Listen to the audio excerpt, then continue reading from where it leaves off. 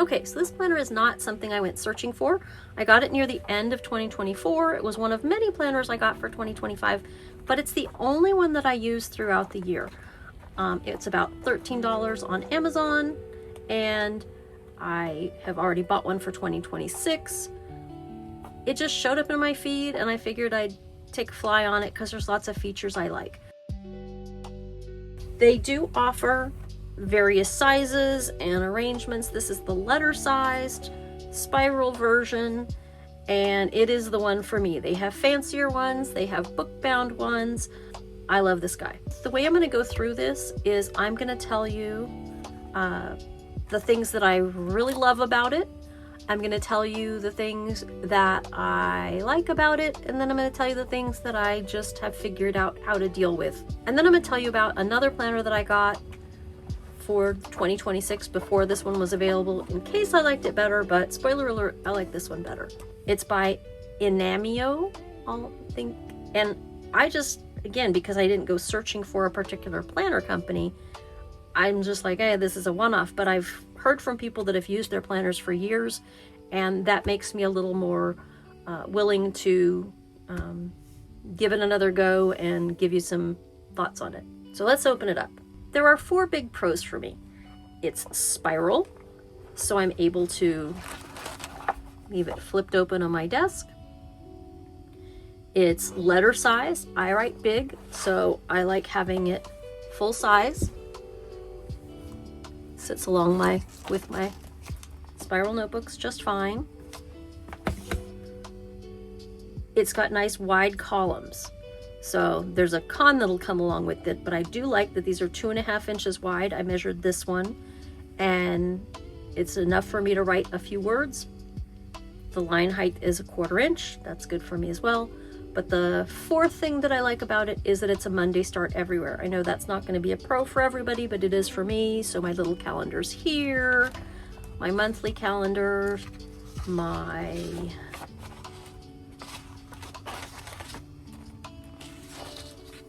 calendars in the front here, all are Monday start, and that is important for me. So those are the things that I love. What are the things that I like? Well, I mentioned this. I like that it's here. It's not a deal breaker if it wasn't, but we have last year, this year, next year, as far as this being a 2026 calendar. We have this year spread where we have a column for each month. I like the way that it's color coded for the weekends. I did not use this last year, but I have some ideas. I might use it for an annual tracker this year. Maybe something health related, maybe something garden related, maybe not. It has this nice spread. I like that it's so unadorned and that it's so open to interpretation. You could easily split it if you wanted, personal and work, or you could even split it in 3. Obviously 3 columns work well in here, so you could do 3 different things.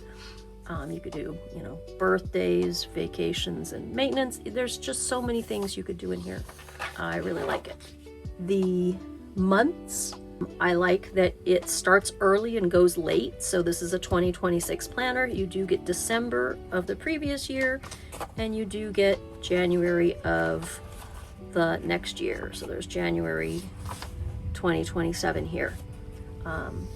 The monthlies, again, our Monday start. I like the color coding on the weekends.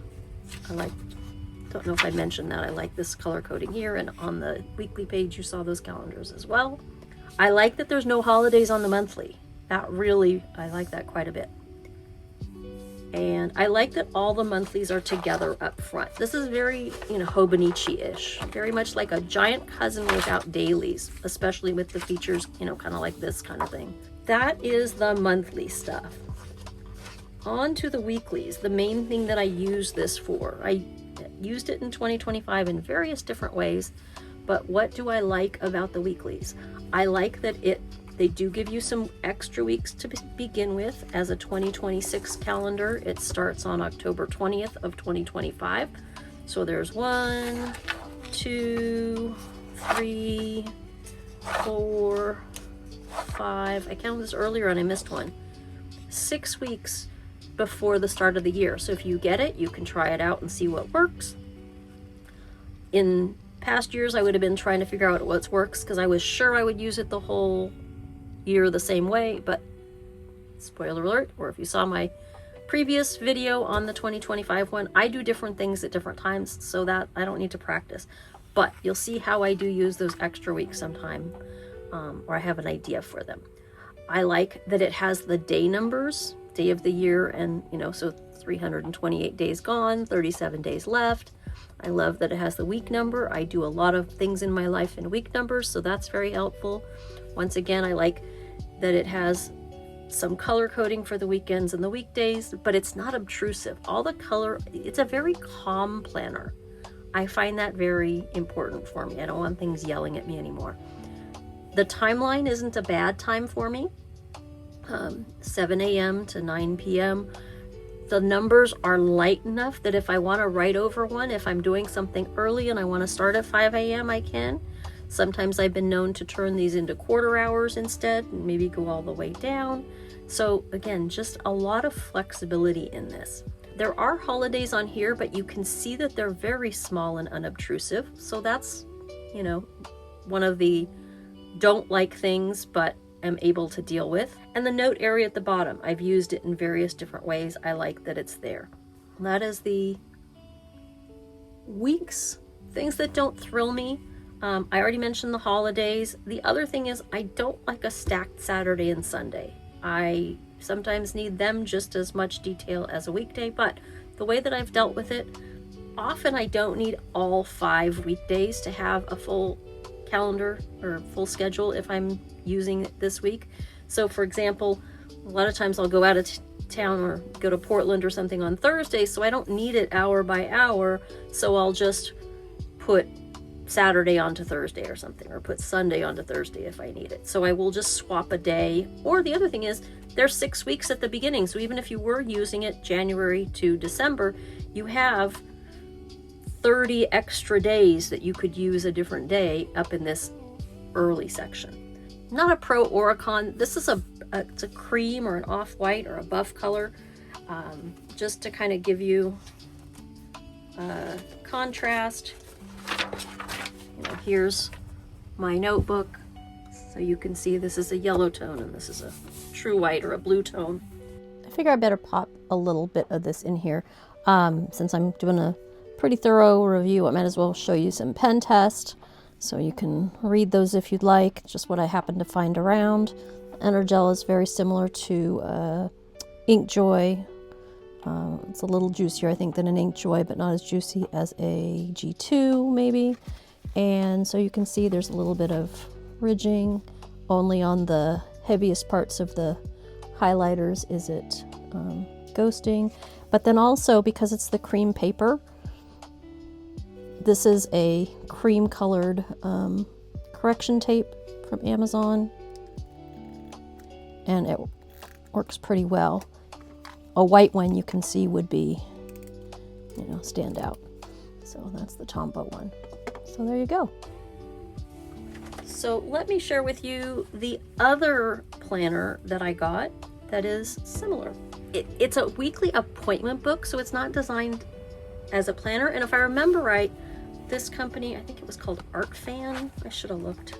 Yeah, Artfan. Another Amazon $13 planner. They have different ones, but this one, it looked the most like this, and when I didn't know if this was an ongoing company, if I was going to be able to find it again, I just picked this up because I thought it looked interesting. So some contrast. Yes, it has the spiral. It's a I might even say a nicer cover. It's very floppy, but it's white paper. That's fine.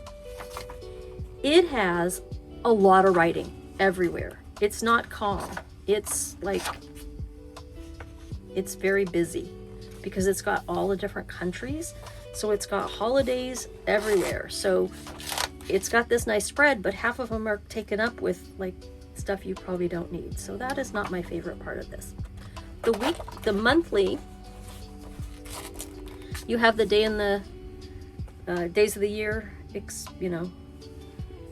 days gone and days to go, but it's on your monthly, so your monthly isn't clean. You have a sidebar, which you had in the other one that was plain. You have these guys. it's busy. And this one, your months are tabbed, and you have colored tabs. But the real thing that I bought these for is the weekly spread, and I like the idea that it has the quarter hours. If I'm time tracking or something, that works really well. But in general, it's just, these are way too small for me to do anything other than maybe color code. It's too narrow for me to, even if I wanted to use the sidebar. I did not measure these.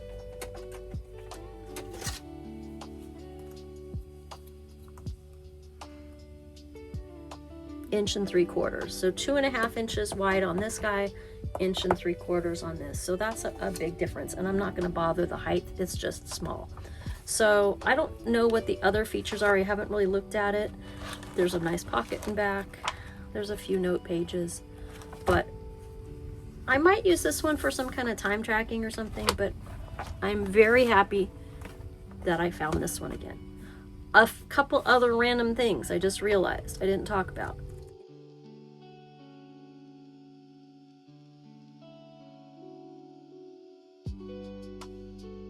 In the back, you do have the following year in this same year on 2-page layout. And then you have 2 spreads with phone lists. And then I will pop on the screen how many of these, because I'm not going to try to count. But you have a few note pages. I think it might be 20. I'll pop it on the screen. They say that they are doing good environmental things. They're on Amazon and they have a website. And again, there's several other, there's a smaller size of this. There's book bound. There's one with rose gold accents. But this nice, calm, plain planner, it is a staple for me.